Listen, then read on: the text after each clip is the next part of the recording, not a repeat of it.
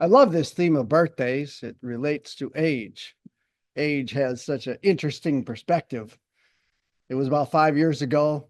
My wonderful, precious wife and I are in the kitchen sharing, getting ready to do supper.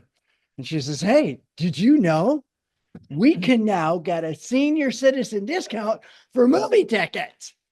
And I said, "I don't think so." I guess I was pretty upset by that.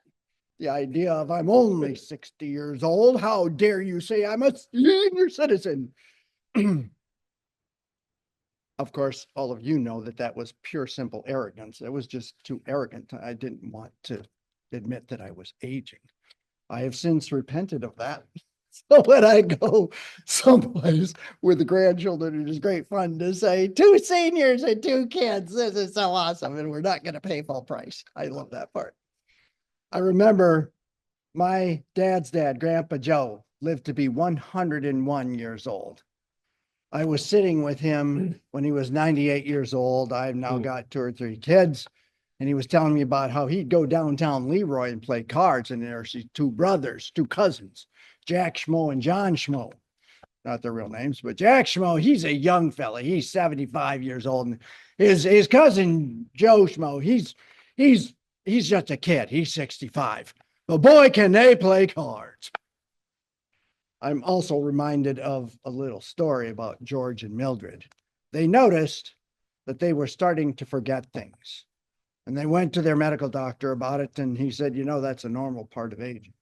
Interestingly enough, they didn't come to me because as a functional medicine physician, I would have given them nutrition to help them with their memory. But they didn't do that. Anyway, so he said, "Why don't you go ahead and start writing things down?" They went home that afternoon, and Mildred said to George, "George, honey, do you suppose we can have a little snack?" "Absolutely, Snuggums. What would you like?" "I'd like some ice cream." "Okay. What kind of ice cream?" "I'd like the chocolate, please." "Would you like me to write that down for you?" "No, I've got that." "Oh, also, could I have a little whipped cream on there?"